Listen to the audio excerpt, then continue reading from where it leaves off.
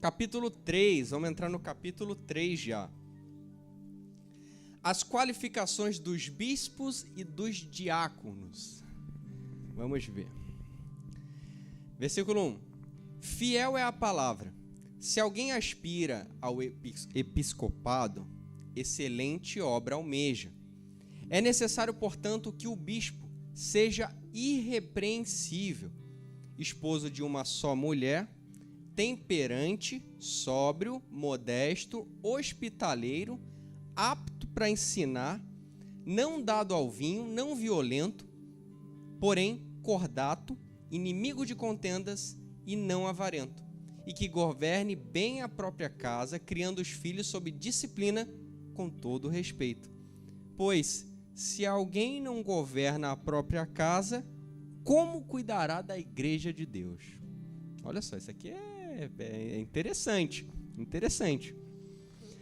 E uma das coisas que ele fala é as nossas aspirações dentro do ministério, que é: Natan, eu vou à igreja, mas eu só quero louvar, orar, pegar a bênção e sair. Aqui Paulo está falando uma das aspirações que o Senhor Deus planta no nosso coração da gente fazer acontecer o ministério. Por exemplo, imagina nós aqui reunidos aqui presentes, pessoal da live também presente. Imaginem, se ninguém desse o braço a torcer pelo evangelho, por exemplo, ninguém viesse aqui ensinar, ninguém viesse aqui cantar, louvar, não tivesse a iniciativa. O que seria a igreja? O que seria o evangelho? Como que a gente iria caminhar dessa forma? Existe possibilidade? Meu pai aqui é o bispo, não quero mais ser bispo. Eu aqui estou o evangelista, não quero mais ser evangelista. O irmão Dito, a irmã Josi, não quero mais, Rafa não quer mais cantar, Sara também está abandonando. Cadê a igreja? A gente só é igreja porque nós fazemos acontecer a igreja. Cada um com os seus dedinhos, as suas pernas, o seu corpo. Porque senão não existe. Lembra que eu já falei e falo repetidamente? Igrejas são pessoas. São pessoas querendo igreja. Ou seja, a gente está aqui reunido porque a gente quer uma igreja.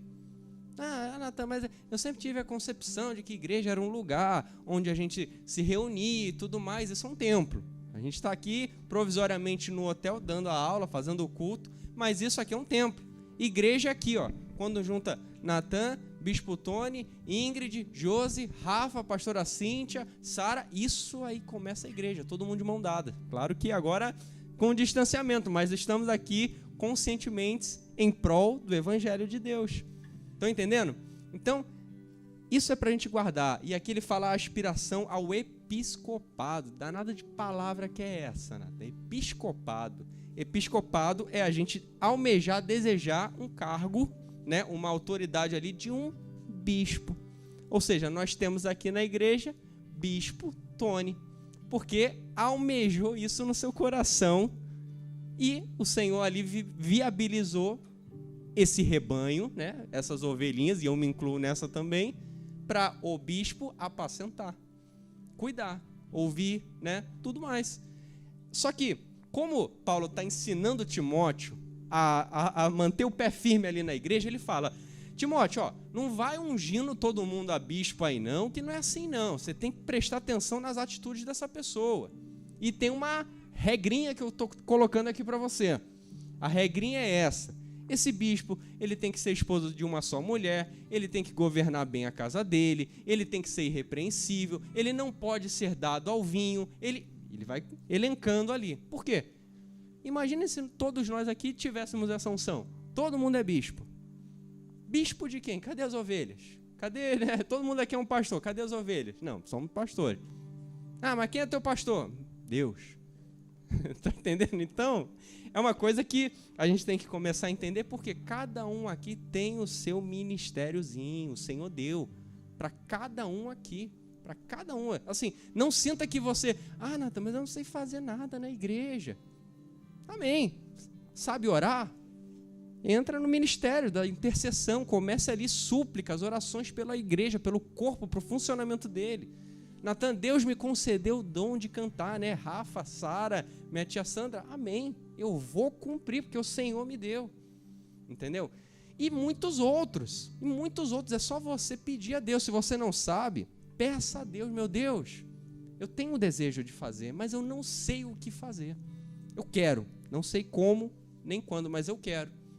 Ore a Deus, porque você vai ver que você vai estar encaminhado aí a um ministério, a fazer a obra aqui na terra. Se vocês pensarem, se a gente olha lá para 2019, a gente sequer estava pensando em fazer live, era uma coisa assim meio, não, ninguém assiste, ninguém está lá ouvindo, não temos equipamento, não temos isso e aquilo. Mas hoje a igreja já tem uma live instalada ali semanalmente no domingo. Mas quem vai dar o braço a torcer por ali? Amém. Ingrid se posicionou, então vamos lá fazer acontecer a live. Por quê? Agora testemunho, né? O quanto de pessoas que a gente não conhece, nunca viu, já acessaram isso aqui, pessoal. É uma coisa que talvez a gente só descubra no céu, mas que aconteceu. Teve lives aqui que depois, quando a gente finaliza, 200, 300 visualizações. Então, caramba, quem são essas pessoas? Se o nosso grupinho aqui é tão, né? O nosso rebanho aqui é tão unido junto, quem são? Ou seja, o Senhor ali viabiliza tão somente se os seus trabalhadores colocarem a obra para fazer. Estão entendendo? Então, cumpra o seu ministério, almejem, aspirem isso. Meu Deus, eu tenho o desejo de ser um diácono.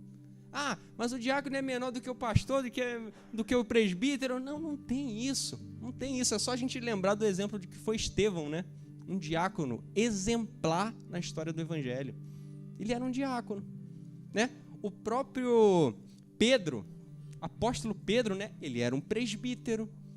Então não tem isso de um mais forte que o outro, um que tem mais unção que o outro. Não.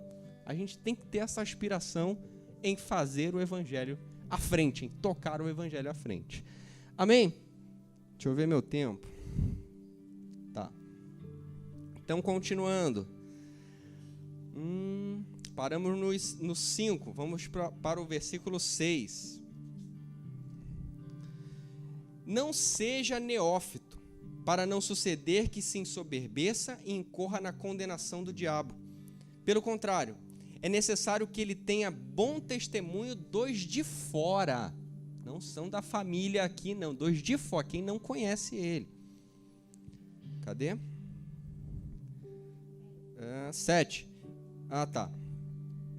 A fim de não cair no opróbrio e no laço do diabo. Semelhantemente, quanto a diáconos, agora diáconos, quem é diácono aqui? Levanta a mão. 1, 2, 3, 4, 5. Temos 5 diáconos aqui. Então essa daí é para vocês, hein? Essa daí é para vocês. Olhem só. Cadê?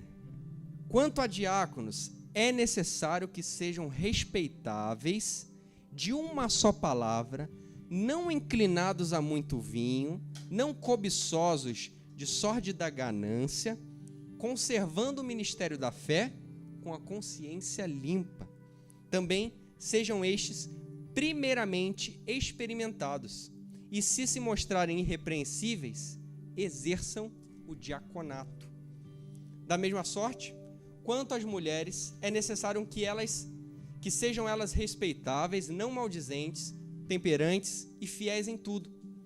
O diácono seja marido de uma só mulher e governe bem seus filhos e a própria casa, pois os que desempenharem bem o diaconato alcançarão para si mesmo justa preeminência e muita intrepidez na fé em Cristo Jesus.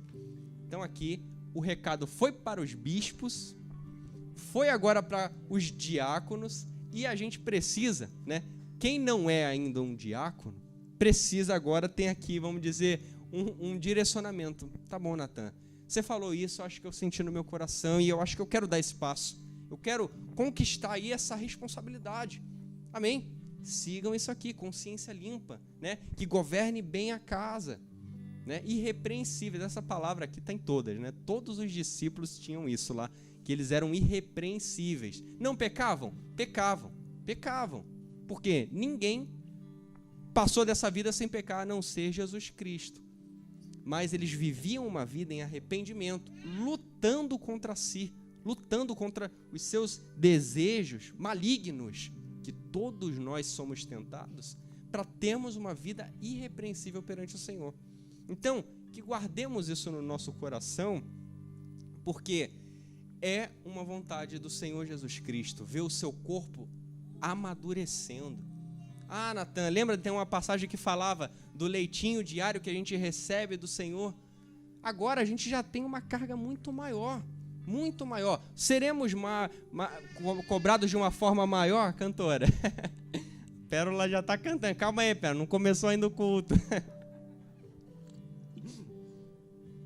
Temos uma carga de responsabilidade maior? Sim, principalmente pastores, bispos. Eles aconselham, eles estão lidando ali com ovelhas. Nós, muitas vezes machucados, muitas vezes tristes, muitas vezes aí desamparados. Está lá o pastor para apacentar. Tem Deus também para nos acolher aqui. Estão entendendo?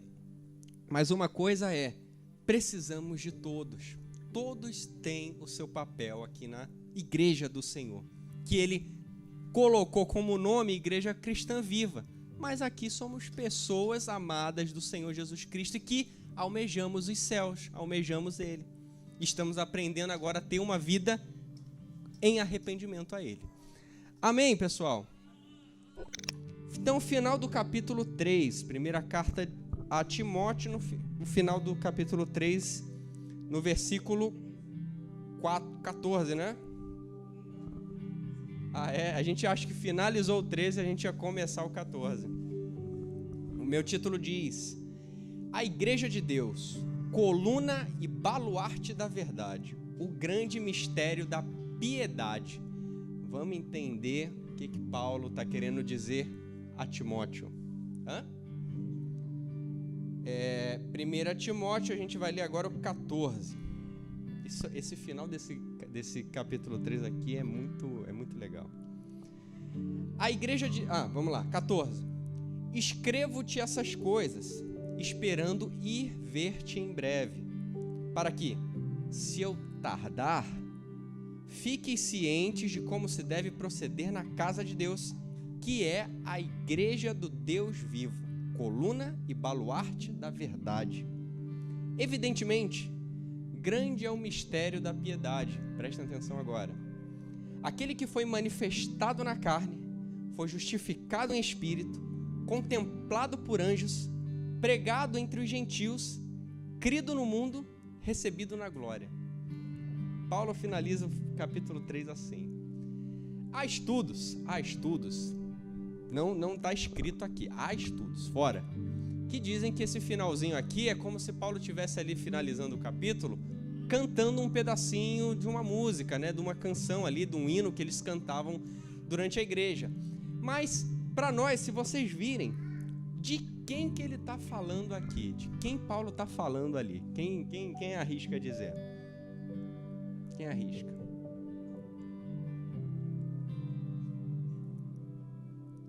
Vejam bem, uma dica fácil. Aquele que foi manifestado na carne, justificado em espírito. Sim. Então, vamos lá.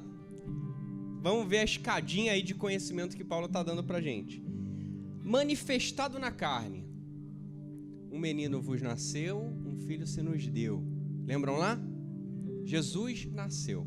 Então, Deus olhou para o mundo, enviou o seu filho, um bebezinho assim, do tamanho da pérola, menorzinho até do que a pérola. E esse menino cresceu, foi manifestado, cumpriu ali o trabalho, o dever dele durante 33 anos aqui na terra. Jesus Cristo pisou nesse mesmo chão assim que a gente pisa de terra.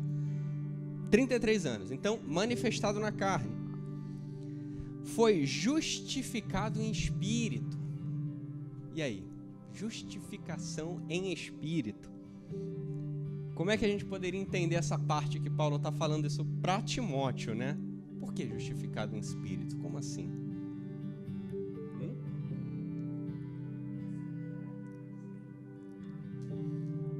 Sim.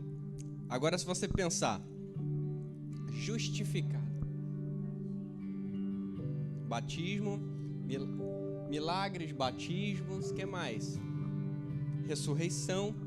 Ou seja, todos nós, vamos tentar pensar em nós que a gente consegue entender. Todos nós somos justificados por Jesus Cristo. Calma aí, eu não entendo isso direito. Eu sei que às vezes a gente fala aqui e lá, mas eu não entendo bem como é que é essa questão da justificação. O que é justificado? Quando a gente vai votar, se você estiver fora da tua cidade, fora do teu estado, você não vai deixar de votar, mas você tem que justificar que você não pôde votar por isso. Então, no nosso caso, a gente está justificando que eu não posso alcançar o céu pelos meus méritos, mas devido Jesus ter vindo aqui na terra e cumprido, e me dado a chance, e me perdoado, eu estou justificado, eu posso ir para o céu. Estão entendendo? Então essa é o direcionamento de Deus para todos nós, a justificação, o evangelho da justificação. Aí continuando, contemplado por anjos. Contemplado por anjos. Como é que a gente pode associar essa questão de Jesus, ele ser, né? Ele foi contemplado por anjos. Como é que vocês entenderiam isso? Em que momento, né? Em que momento isso aconteceu? Quando os céus, né, o receberam, sim. A gente sabe, né, que 24 horas do nosso dia, durante toda a eternidade, os céus, os anjos não param de cantar Santo, Santo, Santo é o Senhor nosso Deus. E o contemplado aqui é o que a gente vê durante ali a passagem de Jesus, principalmente a morte dele e a ressurreição dele, a questão dos anjos estarem ali o preparando, porque ele agora já era um corpo glorificado, ele já não era um corpo assim como o nosso, mas era um corpo glorificado e contemplado nos céus, que é a subida dele, a volta dele aos céus. A história não acaba aí, a gente sabe que ele foi, mas ele deixou uma promessa falando que eu irei voltar. Mas ele já foi contemplado nos céus pelo grande e precioso trabalho que ele fez aqui na terra, justificando todos nós. Entendeu? Por isso que nós temos o perdão de Deus. E crido no mundo, ou seja, se vocês pararem para ver, esse fato, o evangelho de Jesus aconteceu há quase 2000 anos atrás. E durante todos os anos, em geração, o nome poderoso de Jesus Cristo está sendo manifesto e crido no mundo. Não é só nesse atual cenário que a gente está, não. Na geração dos meus pais, dos meus avós, dos meus bisavós, dos meus tataravós e tataravós, o nome de Jesus permaneceu ali, crido. Ou seja, as pessoas creem em Jesus Cristo. Há salvação em todas essas gerações. Não é só na nossa geração que uma pessoa hoje aceita Jesus e é salva. Todas as gerações anteriores, pessoas faziam isso e foram salvas. Estão entendendo? E se Jesus não voltar, assim será daqui para frente também. Então, crido no mundo. E por último, recebido na glória, ou seja, a recepção dele nos céus, já manifestado todo o trabalho conosco, entendeu? A volta dele com a sua igreja. Amém? Então Paulo finaliza aqui esse versículo, esse capítulo 3, né? Com esse, dizem, né? Com essa canção, esse hino, né? Como a gente canta até no louvor da igreja.